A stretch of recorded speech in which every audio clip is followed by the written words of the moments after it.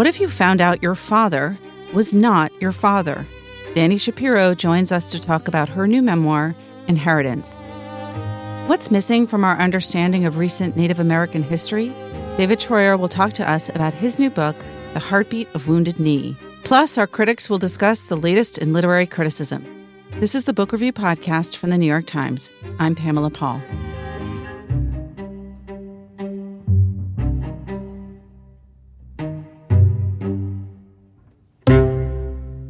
Dani Shapiro joins us now from Boston, where she is on book tour for her latest book. It's called Inheritance, a memoir of genealogy, paternity, and love. And it debuted this week on the New York Times bestseller list. So congratulations, Dani, and thanks for joining us.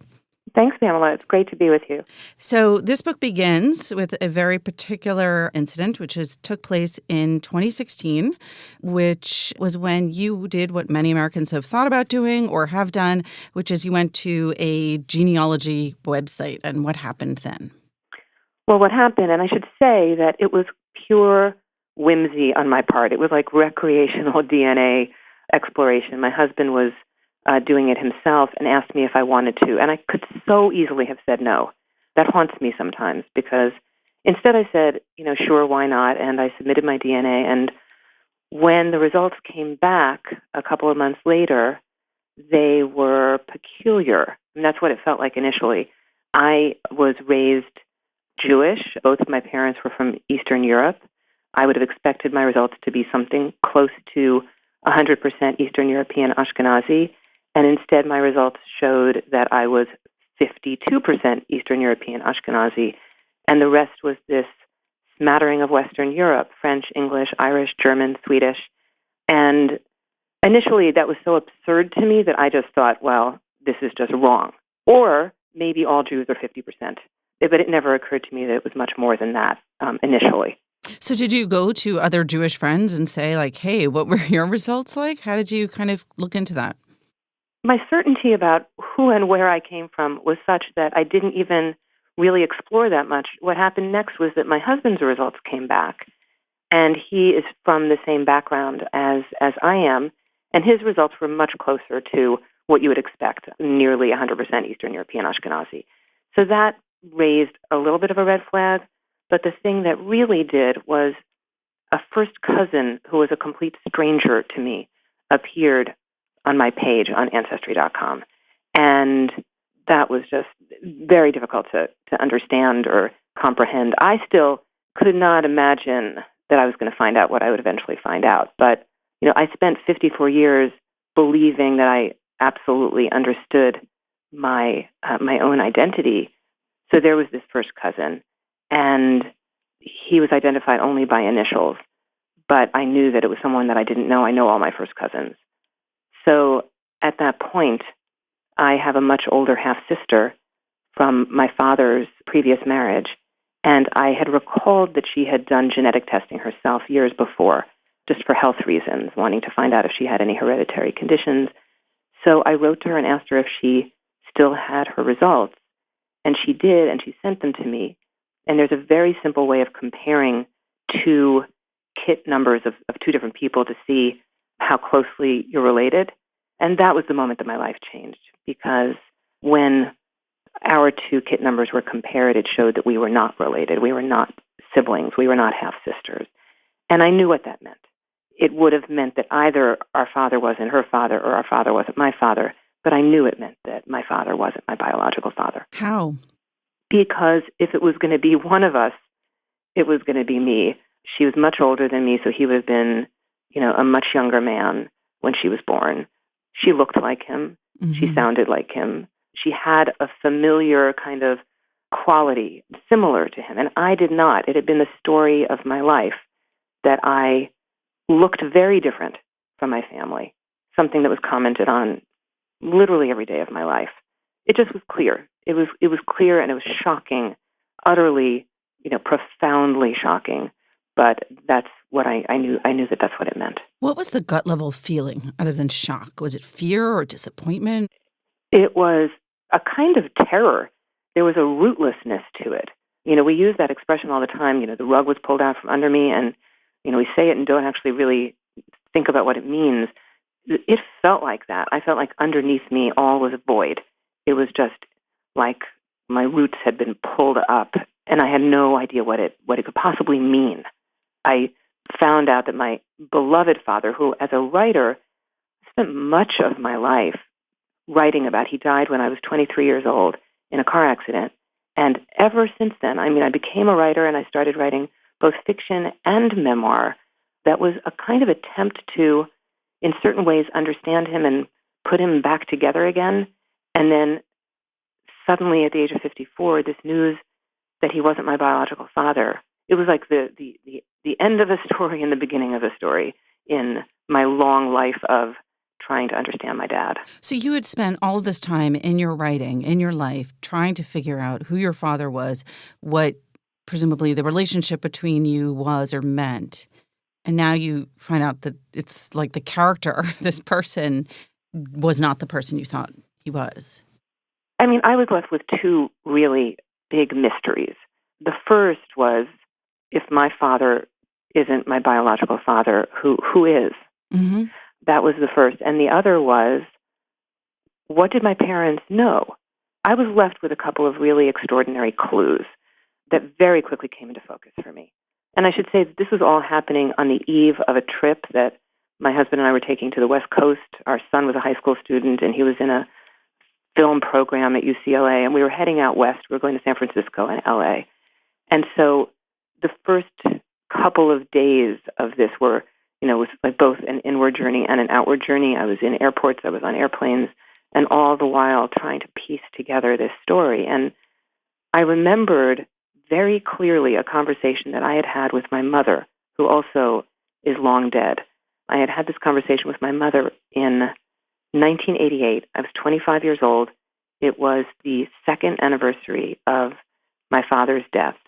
And I remembered this because I didn't want my mom to be alone, so I invited her to Sarah Lawrence while I was in graduate school, and I was giving a reading. So she came with me. We drove up to Sarah Lawrence.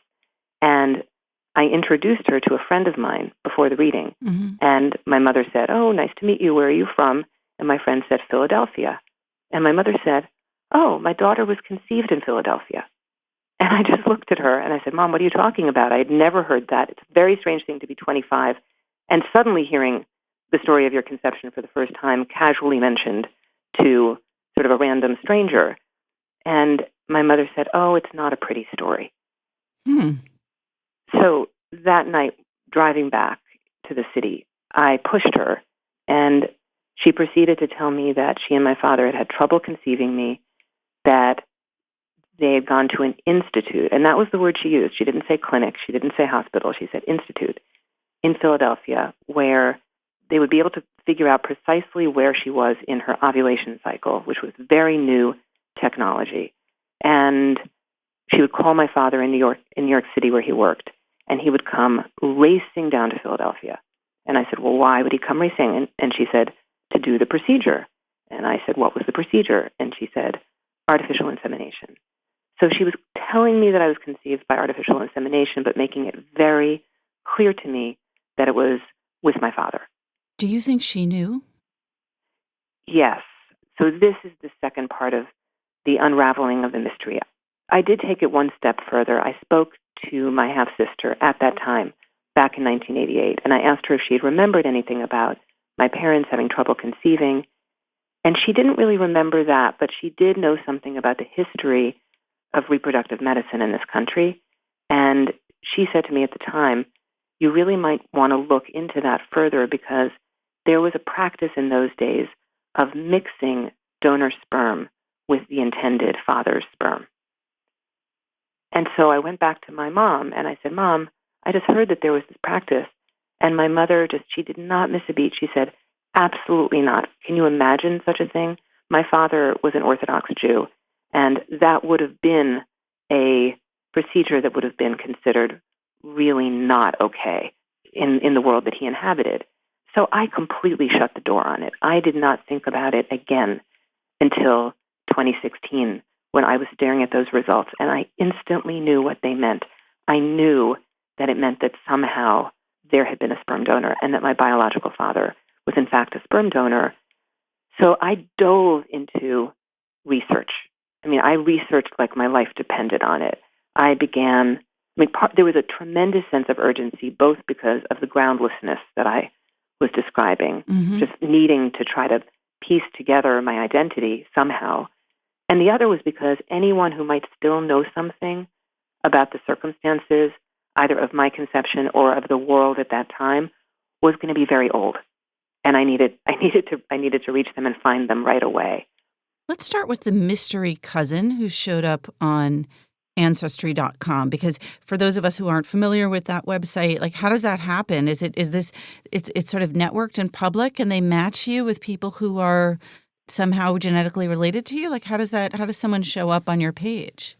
You can opt in or opt out of that if you do one of these genetic tests, and all the companies have that option. So if you opt in, and many people do, because part of why they're doing the DNA testing to begin with is because they want to discover different branches of their family tree.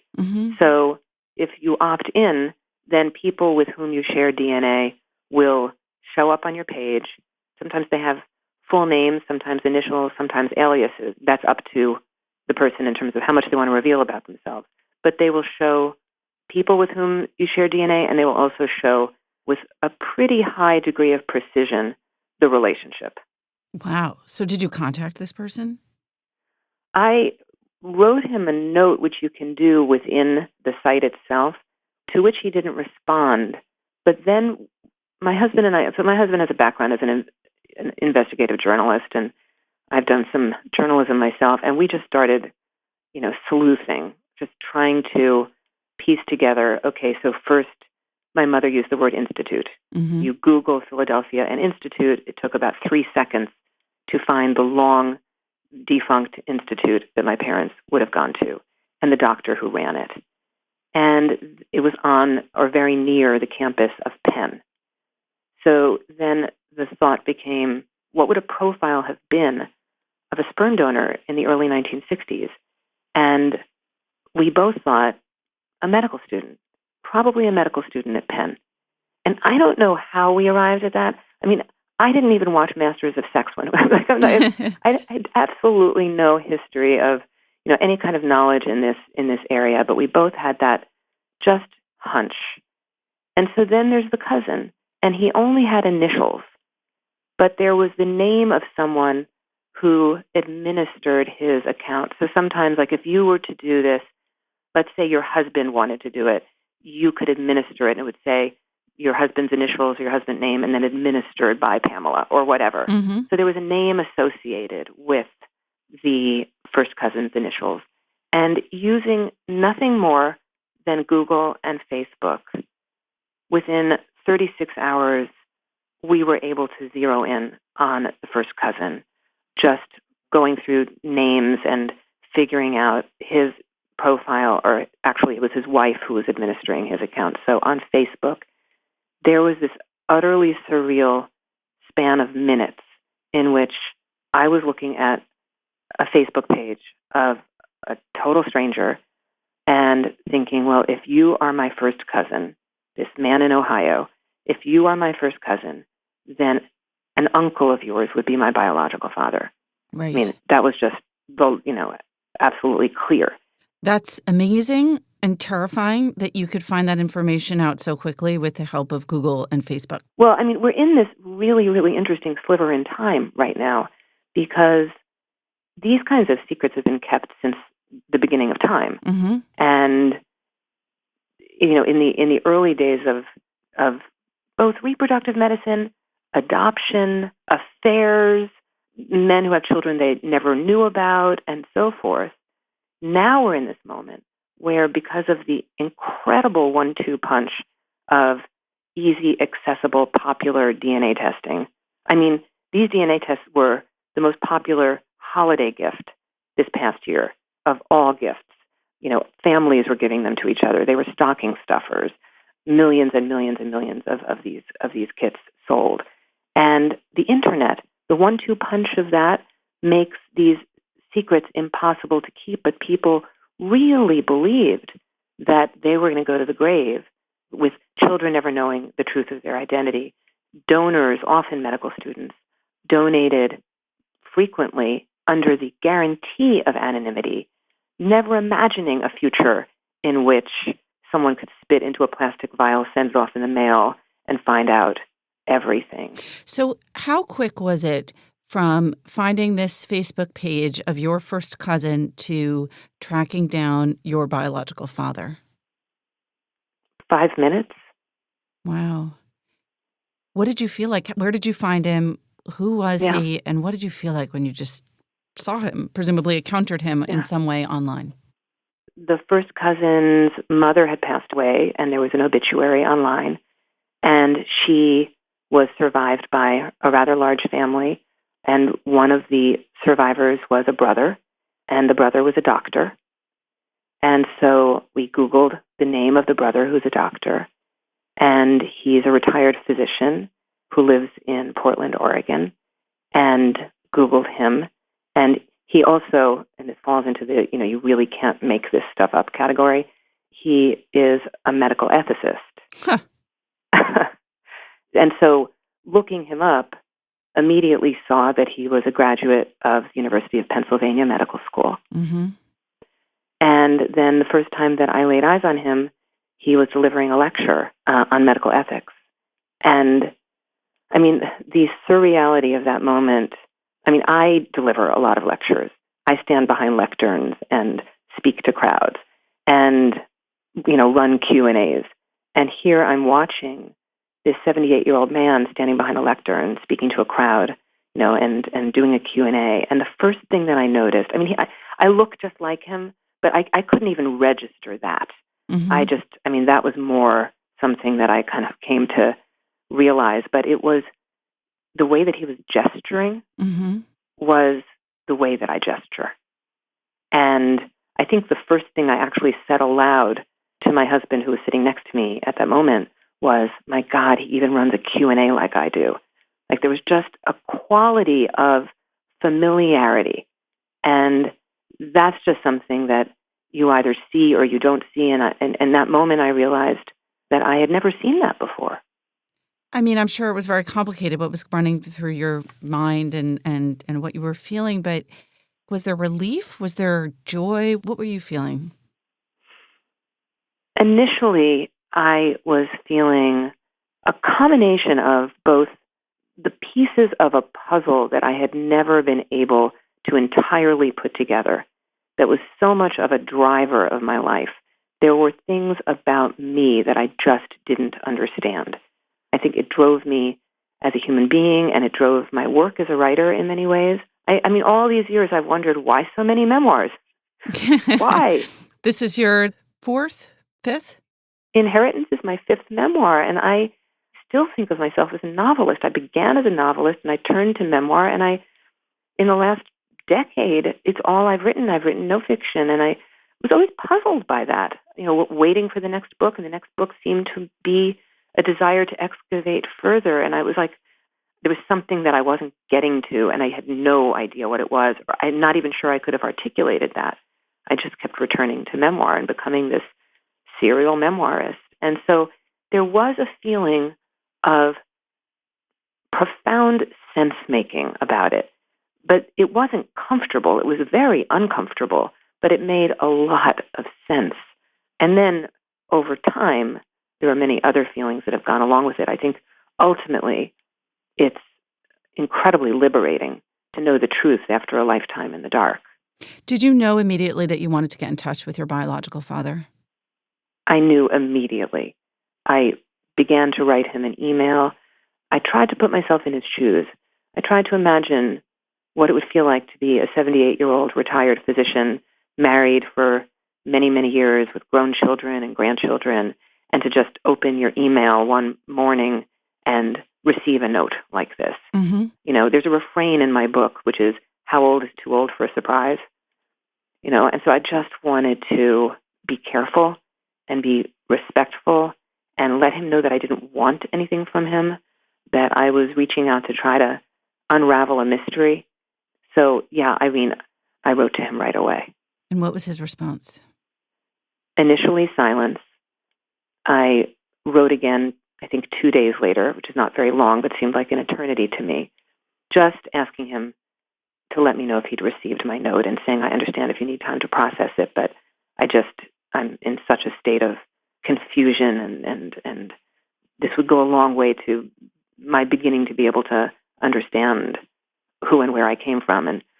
And he then wrote back, and it was a very brief and lovely note, just saying, the subtext of it, in a way, which I sort of parsed Talmudically, was, he said, I live in a retirement community. I'm surrounded by my children and grandchildren. We're a tight-knit family. I've been discussing this with my wife. If you'd like to send me more information, I'd be happy to review it. So, in a way, what he was saying was, please don't hurt me. Mm-hmm. Please don't upset the apple cart here of my family that has been my family, for the last 50 years.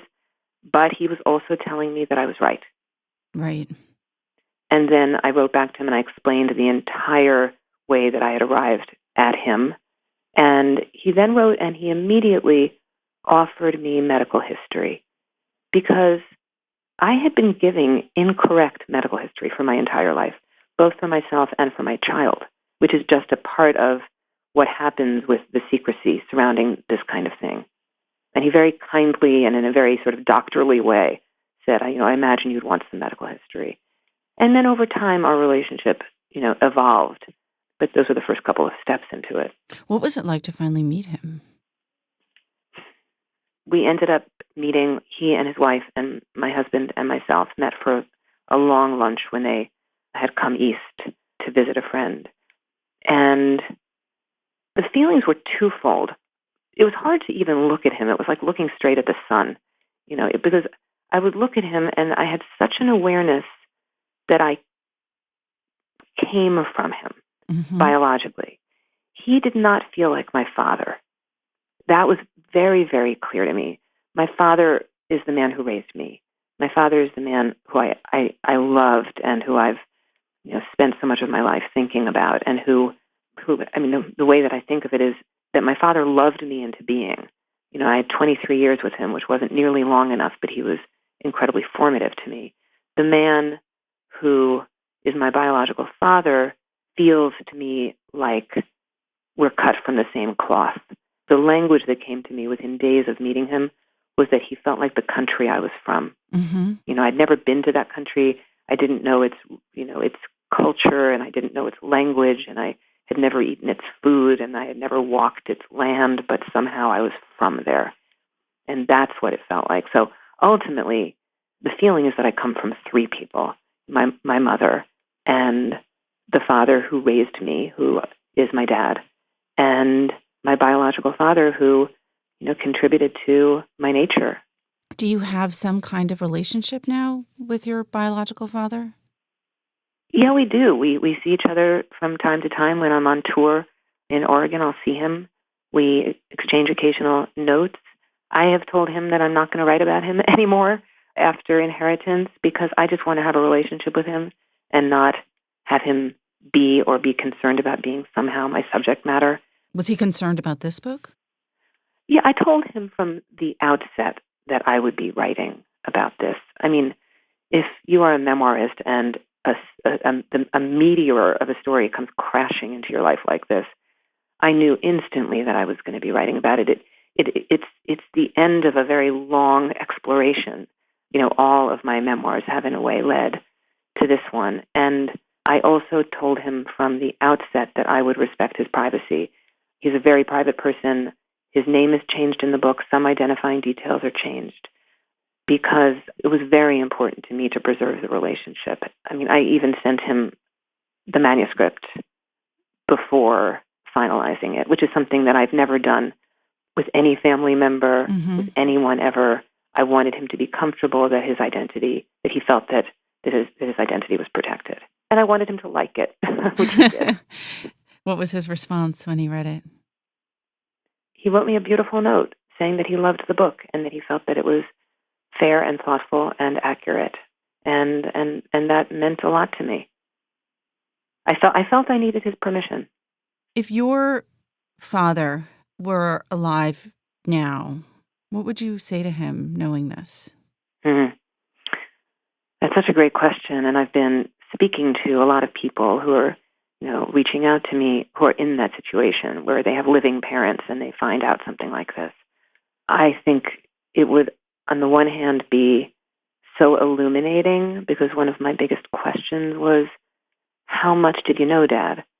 My research has led me to believe that at the very least he must have deeply suspected that I was not his biological child, partly because of the way that I look, but partly because people going to this institute knew why they were going. There was a lot of euphemism. Mm-hmm. Parents would be told it was a treatment and it was there to boost their chances and stuff like that. But my father was a realist, and I believe he knew.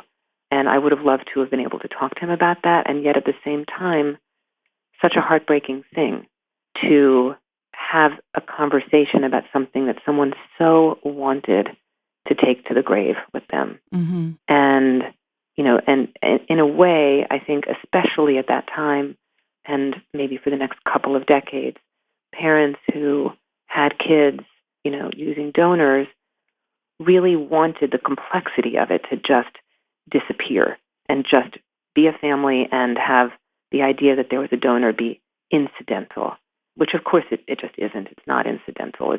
It's wonderful that the technology exists, but it's not without its complexity. I mean, I've spoken with people recently who actually say that with their fathers who are still living, that they're never going to talk to their fathers about it. They talk to their mothers, but they don't necessarily, it's the heartbreak of that, the sadness of that, I think keeps them from wanting to. Would you want to reassure him in some way? Oh, very much. I mean, I talk to him every day in my head. And, when the first pieces of publicity and reviews and magazine pieces started coming out about inheritance, and there was like photos of my dad and me, in the Times Book Review, that like wonderful, joyful photo of the two of us that accompanies the review. There's a way in which I look at photos like that and I think, could he have imagined if he could have seen a future in which that moment, that photo would be in, the paper of record? Oh my God, would have been the last thing that he would have wanted. And yet, at the same time, ultimately, what I come to is that, there's a moment in my book where an elderly rabbi that I go see, someone who knew my dad, says to me about something that my father did earlier in his life. We thought your father was a hero. And I've come to really feel that walking the walk that he did, making the difficult choice that he made, going against his religious beliefs in order to be able to have a family with my mother, makes him a hero to me. And I wish I could say that to him. And maybe, in a way, I am. Do you regret going to that website that day and submitting the test? Not even a little bit. The irony for someone like me who has spent my life trying to understand, trying to make meaning out of what I understand, if I'd gone my whole life having been in the dark about something as essential as my paternity, that would have just been, I just would have missed the boat. And also, it makes so much sense of things. And so there was a friend very early on, who I had dinner with, very wise friend, who said to me, when you get to the other side of this, you will be free. And I remember noticing that she said when, not if, because at that point I definitely was in the if territory.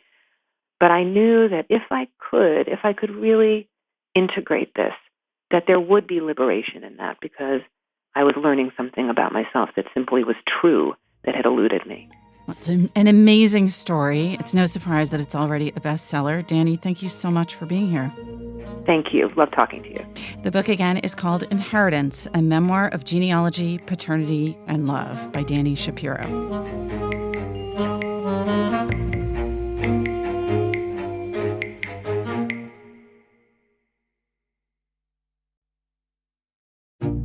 So here's a request for our listeners. I get lots of feedback from you, some complaints, lots of kind words. Really appreciate it. You can always reach me directly at books@nytimes.com. I will write back. But you can also, if you feel moved to do so, review us on any platform where you download the podcast, whether that's iTunes or Stitcher or Google Play or somewhere else.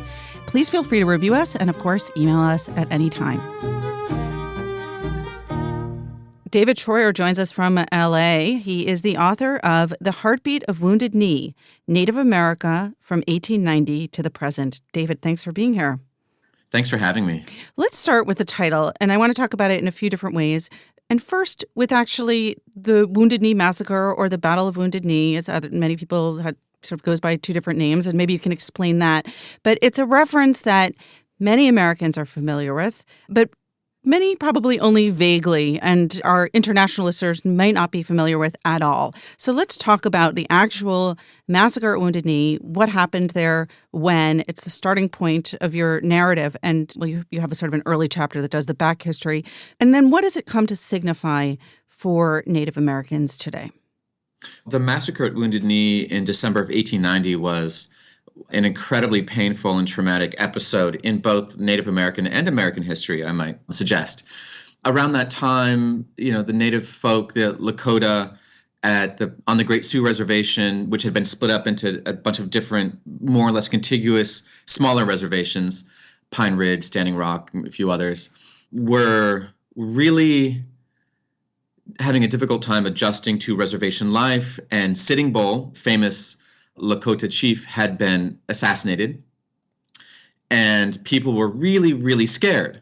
Native people were really, really scared and wondering what was going to happen. And so there's a lot of anxiety, a lot of movement, a lot of questions about what the future would hold for them. At the same time, the ghost dance religion, which was this sort of almost like a fundamentalist religion, was growing on the plains. It hadn't started with the Lakota, but by 1890 it had come to them. The ghost dance was, it was believed that if you danced a certain dance and you wore certain clothes, as well as didn't drink, eschewed violence, worked hard, and were religious, would mean that you would, in a sense, sort of be saved. And this made the government very, very uncomfortable. So the government's building up troops. They're sending more and more troops to the reservation. Native folk are getting more and more restless and upset and scared. And in all of that, there was an Indian agent there, or a former Indian agent named McGillicuddy, who was complaining officially to the government, saying, don't send troops, don't send guns. The more guns and troops you send, the more likely it is that there will be something violent that happens. And sure enough, the reconstituted 7th Cavalry came in, and they intercepted a band of Lakota who were moving from one place to another, rounded them up, surrounded them. And then the next morning, when they were trying to disarm the band's gun went off. No one's quite sure who shot or why. And the cavalry opened fire on men, women, and children. And between 150 and 300 Lakota were gunned down, most of them women and children. I mean, there's also a book, a famous book with Wounded Knee in the title, Bury My Heart at Wounded Knee by D. Brown from 1970. It sounds like you are working off of that in your title, presumably. Right. Why did you decide to have Wounded Knee in your title and to refer in particular to that book by D. Brown? Well, 1890, that massacre at Wounded Knee was almost immediately taken up as and understood as being sort of the end of us. 1890 also saw the official close of the frontier. The government declared the frontier settled. Destiny had been manifested, right, I guess, in people's minds. Frederick Jackson Turner, I think the next year or the year after, gave a big speech and posited his frontier hypothesis that America is defined by its frontier, and that makes America different from any other nation on earth. It's when the reservation period, didn't begin, but was the way in which sort of Native people lived. And it was the last real armed conflict between natives and non-natives in the West. And so even then it got taken up as this is the end of a certain version of Indian life. And then subsequently, in the 80 years between the publication of Bury My Heart at Wounded Knee and the massacre itself, this idea that natives were dead and gone, that according to D. Brown, our civilizations and cultures were destroyed, really took root. And I grew up with that understanding. And I read D. Brown's book when I was in college. And I remember feeling so conflicted. On one hand, D. Brown is a really sympathetic writer, and he really cared deeply about our Indian past and our present tense. And so he elevated us on one hand and drew attention to us and what we'd endured. But on the other hand, it's almost as though he killed us all over again by saying our culture and civilization were destroyed. And I remember thinking to myself, well, I'm not destroyed, and my reservation isn't destroyed, and my culture is not gone. Neither is my religion, my sense of self and our tribal nation, and by extension, tribal nations across the country. We still exist. But that is such a hard thing to make people understand. And I think all natives have, at some point in their lives, had that conversation. Yes, I'm still here. Yes, we still exist. Yes, we still matter. And people look at us as though we're crazy when we tell them this. But in the popular imagination, we haven't been living for the past 125 years. We've just been in some sort of afterlife, a perpetual purgatory of suffering. It's kind of fascinating because during this same time period, there has been a very clear reckoning with and recognition of other ethnic groups within the United States, whether they're Latinos or African Americans. And that hasn't happened as much with Native Americans. And I don't know if that's because many Americans sort of see it, as you say, as a kind of settled situation, like that there are a small number of these people, they're isolated on reservations, or if there's some other explanation for why that is, why there is still that difference. I think there are a lot of reasons, and I think you touched on a couple of them, but one reason why sort of we don't have as much of a presence in terms of people's understanding of contemporary America is that Native Americans occupy a central place in America's stories about itself. We are imagined all the time. The very first, revolutionary act of the young colonists back in the 18th century was to dump tea in Boston Harbor, but they dressed up as native people and then dumped the tea in the harbor. Mm-hmm. So America's very first act was in reference to and in relation to us. They were protesting how they were being downtrodden by the British by dressing up as what they imagined as downtrodden people. And then, so we occupy a central place in the stories America tells about itself, and yet we are, because of numbers and geography, almost invisible in the daily lives of most Americans. So there's a huge disconnect between the sort of purely symbolic and the reality of the human beings. I mean, the fact is, most Anglo-Americans will have had some real live lived reaction with Latino people, with African-American people, with Asian-American people, and et cetera, but not so much with us. And so it's ironic when they finally do interact with us, they don't have a cognitive home for that experience. So when my brother went to college, someone asked him, hey, so what are you? Where are you from? He says, well, I'm Native. I'm from a reservation in Minnesota. And she said, well, no, you can't be. And he said, why not? And she said, well, because we killed all of you. And so he's standing right in front of her. He's talking to her. He's a classmate of hers, and yet she can't recognize his existence as an Indian person because it doesn't jive with what she thinks of Indians, which is primarily that we're dead. You're telling a story of your brother. I mean, what has that been like for you? I'm in a slightly different position because I'm not recognizably Native, and it happens all the time. I was on some French TV show and some live TV show, basically the French Oprah. I was a young writer, and I didn't know anything, and he leads off our conversation by saying, "Well, you're a Native American writer, but you don't look Native. What do you have to say to that?" And I was really offended, and when I was young, I only knew how to attack, and so I asked him. I said, "Well, how many Indians have you met in your life? Answer me. 1, me. 2, maybe." I said, the fact is you don't know what we look like. You know what you think we should look like because you've read James Fenimore Cooper and you've seen Dances with Wolves. Mm-hmm. We come in all shapes and colors and sizes. We know that, but non-natives don't seem to know that. We have to fit the phenotype for us to be real. So my experience of it is slightly different. I hear all the dirty things that people would say behind closed doors about Indians because they just don't think I am, at least back home.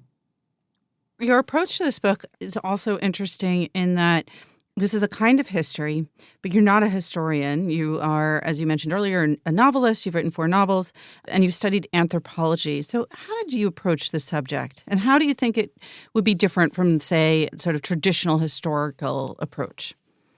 I never tried to parse the difference between what would be traditional history and what I do. Starting with my previous book of nonfiction, Res Life, and up to and through this new one, I've just written Native stories in the only way I know how. One of the big points of the book is that history isn't just the sum of things that have been done to Native people. We've been actors and agents in our own history and in the history of the country. And what I really wanted to show through that were the ways in which we live, not the ways that we've died. And this is a book about Indian lives, not Indian death. But in order to do that, I couldn't just write a book with names and dates. I had to incorporate the voices of a multitude of Native people, myself included, to show the ways in which history is embedded in us and lives through us.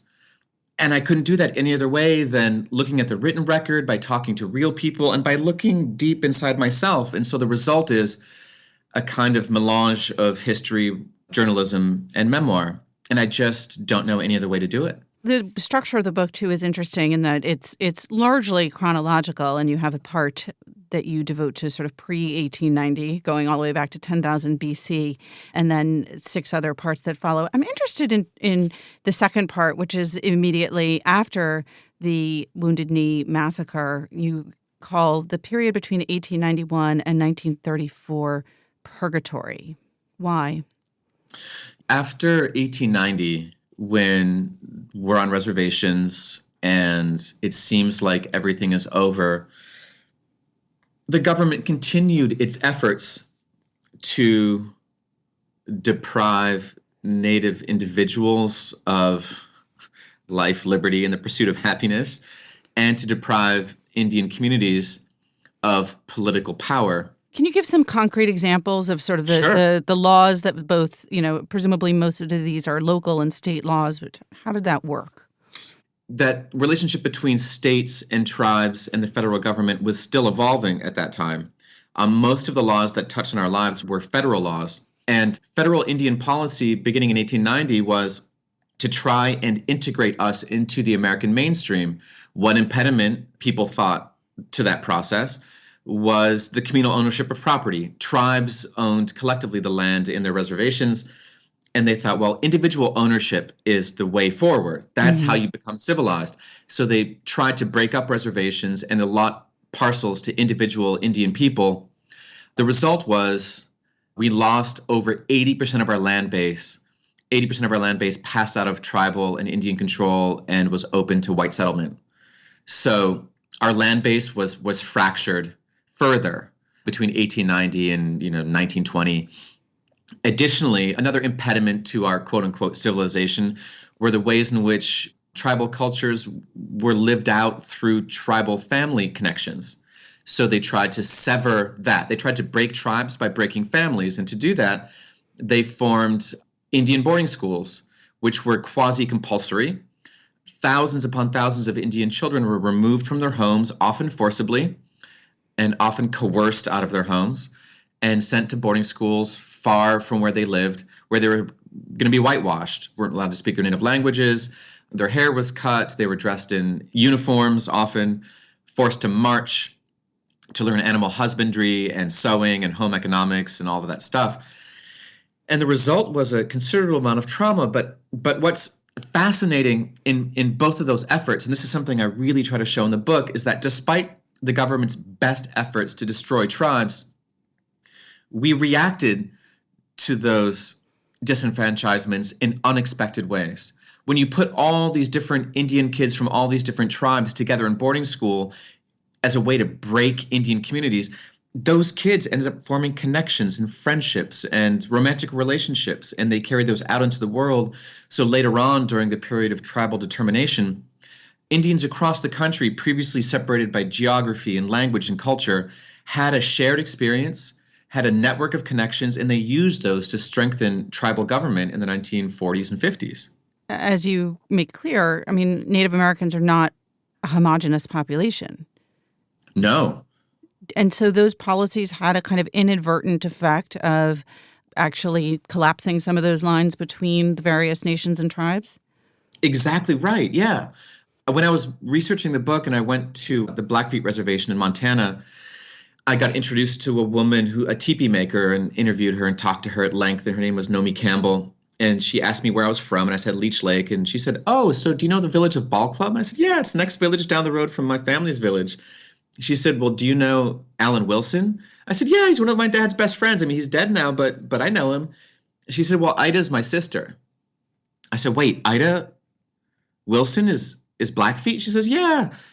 She married Alan, who's Ojibwe from my reservation." I said, "Where do they meet?" She said, "Flandreau Indian Boarding School." And so there are ways in which all these different tribes came together, worked together, lived together, learned from one another, and so that we weren't isolated and surrounded as we might have been. And so it had an unintended consequence, which was to our benefit. Going back to this period of purgatory and the various laws that existed, you talked about a couple of the federal laws. When did that go away? I mean, how long did those laws last? Well, some of them lasted a long time. It was, for instance, against the law for Native American people to practice their religion. And these laws were enforced for many decades, that if you attended Pueblo ceremonies in the Kiva, if you did the medicine dance, if you were Ojibwe, if you did the sun dance, you were denied rations guaranteed to you by treaty. You were denied annuities guaranteed to you by treaty. You were denied housing. You were not employed by the government or by the tribe. You were basically blacklisted and starved if you practiced your native religion. And that law was on the books until Jimmy Carter signed the Indian Religious Freedom Act, which, I might have it off by a year, was around 1977. I'm going to actually have to skip over approximately 80 years of history that you cover in the book and jump directly to the last part, Digital Indians, which is 1990 to 2018, because I want to talk about two very recent things. Presumably you were not able to cover in the book. The most recent elections obviously brought some good news for Native Americans, and I'd like to hear your thoughts on that and the significance of that. But let's start there. Someone recently asked me if I thought that the election of Sharice Davids in Kansas was a sign that things were turning around for Indians. And I said, of course it's a good thing for Indians. I said, but Sharice Davids' election is a sign that things are turning around for Kansans. I said, and this is because David's experience of disenfranchisement, of subjugation, of structural inequality, puts her in her experience of that as a Native person, puts her in a great position to represent all Kansans in Congress, because I don't think it's a secret that many middle Americans who were once middle class are middle class no longer. That for your average Kansan, it's hard to have access to education, capital, healthcare in our country where the wealth gap is growing and growing, and where elites have more power and the quote unquote average American has less and less. Most Americans are finding themselves in the position that Indians have been in for centuries. And for that reason, Sharice Davids is the perfect person to protect the rights of all Kansans. So it's not just good news for Indians, it's good news for Americans. I think in your very first answer, you referred to Native American history, but also American history. Was part of the goal of this book to show how interwoven those two things are beyond what we think of as the kind of Native American period in history, which is the colonial period and the manifest destiny? Absolutely. One of the big points of the book, one of its major themes, is that American Indian people are entwined with American people, that Indians' fate is tied to America, and America's fate has always been tied to ours. That's a huge point of the book. There's this tendency, however, to think of Indians as in America, but not of America, and I wanted to show that that's actually not the case. That if you really need to understand the country, if you want to understand what America means, you cannot understand it without thinking about us. Final question. Looking at America then through that lens, I can't help but ask, given the timing, about an incident that happened last weekend that was essentially all over the news and the internet, and that showed Native Americans very much in the context of a lot of the kind of contemporary divisions and problems roiling America right now. And that, of course, is the incident with the Covington Catholic high school boys and a group marching for Indigenous people and then Black Israelites, all by the Lincoln Memorial. And I'm, again, no, this is not in your book, but I'm curious what your reaction was that, again, thinking about Native Americans in this larger context. Well, in terms of just the smaller contextual concerns of what happened in D.C. last week, I don't think very much of the openly racist behavior of a bratty, privileged white kid. I've got bigger fish to fry. And, where I come from, you're supposed to punch up, not punch down. I think it's the ultimate expression of privilege that a garden variety, privileged, racist kid gets all of our attention. So that said, I'll be happy when that news cycle ends. On the other hand, once again, and this is one of the big points of the book, America is at war with itself. America has always struggled to make its behavior match its ideals. Are we a country of hunger where we quest after other people's things? Are we an imperialist country? Are we a country that doesn't care about the rights of minorities or disenfranchised people? Or are we a country that believes in supporting and protecting one another? That's been at the heart of all of its major conflicts. That was a question that was embedded in the Civil War. That was a question that was embedded in the fight at Wounded Knee. Mm-hmm. What kind of country do we want to be? And we see that question coming up again in relation to the Covington boys and Nathan Phillips in Washington, D.C. So once again, although, the way Trump has treated the issue, the way the alt-right has treated the issue, the way the networks have treated the issue, it leaves a lot to be desired. But I'd just like to point out, once again, Native people are, through our strength and our resilience and our creativity, forcing the question, what kind of country do we want to be? And might we want to privilege our virtues and our values over our baser impulses? Well, that's a very good point to end on. David, thank you so much for being here. Thank you so much for having me. David Treuer is the author of The Heartbeat of Wounded Knee, Native America from 1890 to the Present, and it is reviewed this week on the cover of the book review by Ned Blackhawk.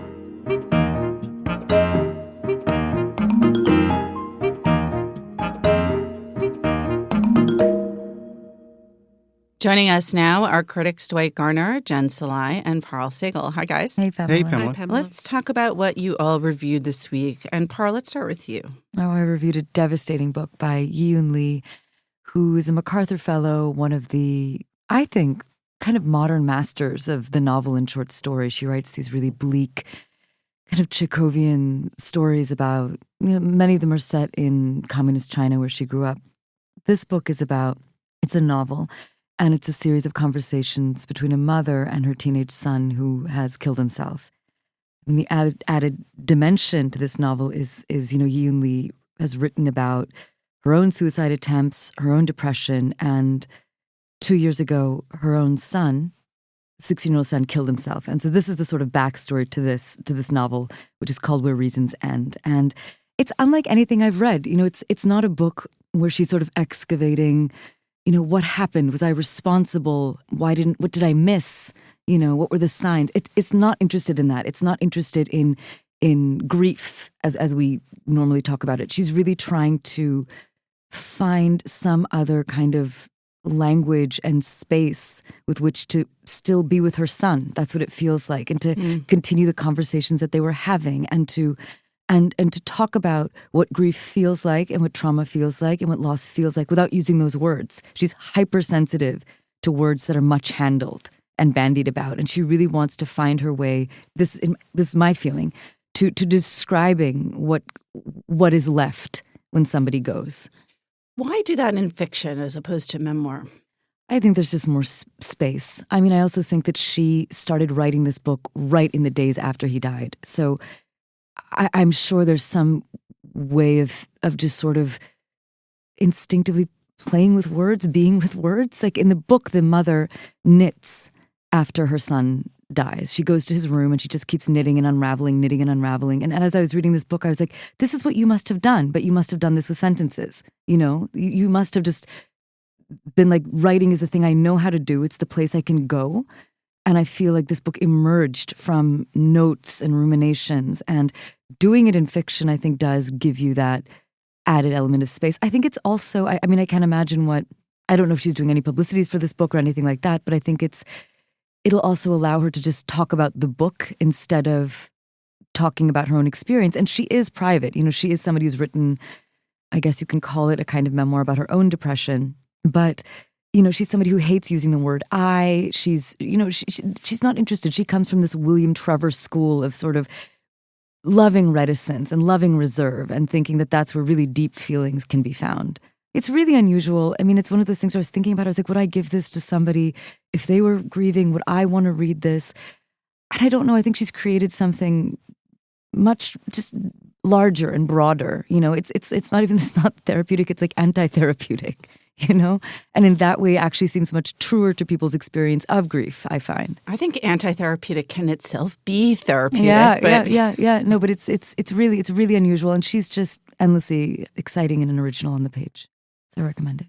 Jen, what did you do this week? This week, I reviewed a book by Bridget M. Davis called The World According to Fannie Davis.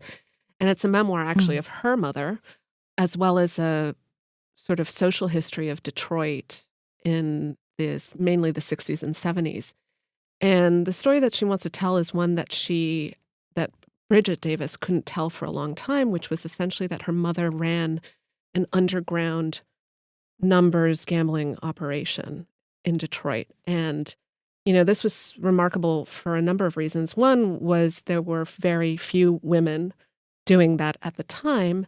And another reason is that her mother, who migrated with her family from Nashville, Tennessee, as part of the Great Migration, that this was a way in which the African-American community in Detroit created essentially an economy for themselves where, you know, people would play locally. They would play with their local numbers bookie or banker. Can I ask an idiotic question?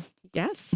What are numbers? Like, what does that mean? What does numbers gambling mean? I don't know. So to explain what numbers gambling is, so essentially it evolved out of a time when the lottery was outlawed. So for a long time when the lottery was legal, there was a thing called policy gambling where people would make side bets on the lottery. And then the lottery in the United States, essentially, state by state, was outlawed. And so this new way of gambling was devised called numbers, where they would try to find a 3-digit number. And actually finding the 3-digit number turned out to be pretty complicated because in an unregulated business, how do you find a 3-digit number that everybody can trust as being honest, that nobody had advance notice of? And so what they decided to do is they found that they could use the daily racing forms and use the payouts. Oh, wow. And the number to the left of the decimal point. You're an ingenious species. Wow. I mean, so essentially she got involved in this and, you know, people would come to her. This was, you know, sort of small scale gambling. I mean, people could bet with a quarter. Fannie got involved in the numbers initially because her brother actually was a horse trainer at one of the racetracks. And so she started learning more about how this stuff worked. And she realized, so she had at the time, I think, 4 kids. This was before Bridget, the daughter who wrote the memoir, was born. She had 4 kids. Her husband was ailing, so he could only find sort of intermittent work at the auto plants. So what she decided was that this was a way that she could provide for her family. It also meant that she could do it from home, which was a big, big thing for her.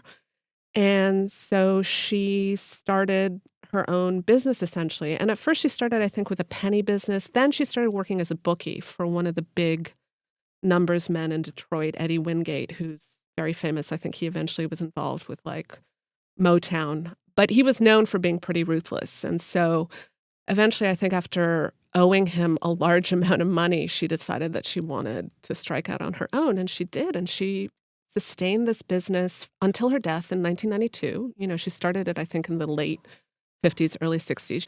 She ended up buying a house, although that's another part of the history, which is really interesting and complicated because at the time, buying a house if you were African American was actually a very difficult, if not impossible, endeavor because a lot of banks wouldn't loan to you. And so she ended up entering into this very risky land contract with a white seller. She eventually bought the house outright. But that was, you know, one of the things that Bridget Davis does in her memoir is she shows how, so she herself was the fifth child. She was born into comfort because at the time her mother had already established this business. Mm-hmm. And, you know, so she remembers a really great, loving childhood. She had a very close relationship with her dad. She had a good relationship with her mom, although it comes out in the memoir that her mom was constantly stressed because I think it's a very... She had an empire. She had a business that she had to take care of. And if somebody won big on a number or if too many people bet on the same number and that won, she would owe people a lot of money. To say nothing of 5 kids. And the 5 Where kids. Where is the surprise about the stress? Exactly. So, you know, Bridget Davis remembers, though, this, you know, really sort of wonderful childhood. Also, the money afforded them, you know, not only things, but also opportunities. She got a really great education. Eventually, she went to Spelman College. And so she has really good memories of this. But, you know, when she starts looking into it and looking into the actual social and structural history of Detroit and the situation facing African Americans, she realizes just, you know, legally, aside from, you know, the fact that the business was underground, but just, you know, to buy a house, all the redlining that was going on, just how precarious all this stuff was. This is, I think, her attempt to really sort of reclaim a history that she couldn't tell for a very long time because while her mother was alive, it would have put her mother in jeopardy. And then for the longest time afterward, I think she felt she couldn't tell it, not because of shame, but just she had always been taught that that was just something you just didn't tell people about. Numbers running was obviously also huge in Harlem. And, yes, exactly. And when we were moving up there, a couple of the houses and the one next door to us had a numbers running business and evidence of it still in the basement. Yeah. I mean, and actually, you know, I think there was when I was doing some background research, I mean, maybe only 4 or 5 years ago, there was an article in the Times about a numbers operation that was busted in Harlem, you know, very small scale. And another thing to mention is that the state lottery was eventually re-legalized in the 70s in Detroit. And, you know, initially it looked like just sort of a competitor, which I think was a scary thing. But eventually Fannie found a way to sort of make it work for her. And instead of using the daily numbers from the racing forms, it turned into like a game of policy where it would be a side bet on the lottery. And then she could use the lottery as essentially her backup bank in case people really wanted to place big bets on something. So it's a totally fascinating story. I find it extremely mathematically challenging, I have to say. I mean, this is like incredibly entrepreneurial and well, and she had to also, you know, some of the things that Bridget Davis recounts in her book is her mother taking bets on the phone and just sort of how quickly she sort of had to figure out, are too many people betting on a particular 3-digit combination? There were certain combinations known as fancies, which were very popular numbers because they were Bible verses, or 007 for James Bond, or the Jen area seems code. Almost worryingly proficient in this. I know. I really want to go to the wonder- track with Jen. I actually wonder, what are you going to do with this knowledge? Like, what you're saying is like far too detailed and, I mean, dare I say, passionate. Well, I feel like I'm not a gambling person, but I was totally interested in the way in which this worked. And her mother was constantly, I think, sort of calibrating, the probabilities of stuff in her mind. The theme here this week is memoir or memoir adjacent. Mm-hmm. Dwight, you did flat out memoir. I did. This writer, Tommy Tomlinson, who wrote for many years, more than 2 decades, for the Charlotte Observer, and he wrote for the Observer back when the Observer was a big deal. I'm not saying it's not now, but in the 90s and the early aughts, the Observer was, maybe the South's most literary newspaper, just its best reported newspaper. And he was one of their columnists, and I had read him there. I really dug his stuff. And so he's written a memoir now called The Elephant in the Room, One Fat Man's Quest to Get Smaller in a Growing America. And so this book arrives. A, I know I like Tommy Tomlinson. B, I too was a pretty fat kid growing up, and he grew up in the South, as did I mostly. So 3 bells lit right there. So I pull it off. And he's a very charming writer. And what happens is the book starts when he is he's working for ESPN doing some sports writing. He gets on the scale one day and he's 460 pounds. And he realizes that he doesn't want to die. He's 50-something. He worries that his life will end, quoting him, like a needle lifted off a record. It could happen at any moment. His health is terrible. So he gets a Fitbit, he starts training, he eats less, and he starts losing weight. But as it is with memoirs, all memoirs of addiction, the part about tumbling into the darkness is the best part, because he's just a scholar and a poet of fast food and Southern food and just all the biscuits and gravy and the buying the hamburgers in the drive-thru and going and huffing them in the parking lot and those kind of scenes. He evokes that so well, and he's so charming. And you're really happy for him when the weight starts to come off. I read excerpts of this. I don't know where it was published. The Atlantic had a big excerpt. Yeah. And his voice is just so, I don't know, like there's a certain kind of candor and shame and sweetness So all immediate, wrapped up in it. It brought me back. I mentioned this in my review, but it brought me back to being a young reader in the 80s and 90s. There was a certain kind of Midwestern middle-class columnist that doesn't exist as much anymore because these newspapers have kind of been just, harrowed out. I mean, the America's, newspapers don't have as many columnists as they did. These great syndicated columnists like Irma Bombeck or Bob Greene or Roger Ebert or Ellen Goodman, I think her name was, at the Boston Globe, and Mike Royko. I've said him already. Anyhow, these people, Dave Barry, Louis Grizzard in the South, and they had these sort of friendly voices that talked about serious things, and they wrote for the every person. And people like that are still around, but not quite as many of them as used to be. And Tommy Tomlinson has this great voice. When you write about sports, I don't care about sports very much. When he writes about it, I'll read it. He writes about pop music a lot. I'll read that too. There are a lot of books recently, fat positivity books, and a lot of books by women about weight, and they're all very interesting. But it's rare to see a book from a man on this topic. There's a few coming out. I was noticing there's like this one, and there was another one a month ago. Yeah, like this sort of like Kiesa Lehman's. That's which right. Heavy. Heavy. That there's more attention to it. But to your point about that voice and sort of how it was developed, it is really interesting because I was even just from that one excerpt.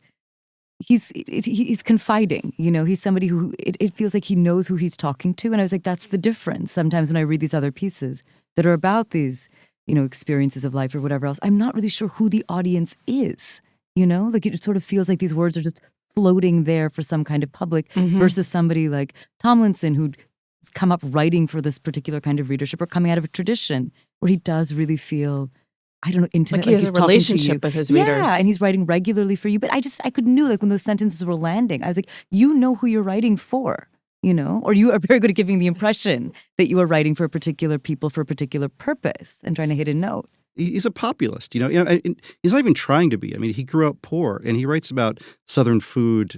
It's a working people's food. I mean, you eat all those biscuits and that fried chicken. You're working in the fields all day, and you're burning it off. So his parents worked in a fish processing plant on an island in Georgia. And so he writes about these huge meals they would have, and he grew up loving it. But then he becomes a writer. He's sitting there all day just kind of eating cheese cubes and M&Ms, and he's still eating these massive meals. And he's very funny about it. And he's very good on how, pain drives people to eat and overeat. And, it's a common, we've read this before. These are not new things. But to write about it so well takes you somewhere new. He's just good on it. All right, let's run down those titles again. Dwight, you reviewed? Yeah, it's called The Elephant in the Room, One Fat Man's Quest to Get Smaller in a Growing America. Jen? The World According to Fannie Davis by Bridget M. Davis. And Pearl? Where Reasons End by Yu-Yun Lee. All right, Dwight, Jen, Pearl, thanks so much for being here. Thank you. Thanks. Thank you. Remember, there's more at nytimes.com/books, and you can always write to us at books@nytimes.com. I write back, albeit not right away. The Book Review Podcast is produced by Pedro Rosado from Headstepper Media with the great help of my colleague, John Williams. Thanks for listening. For the New York Times, I'm Pamela Paul.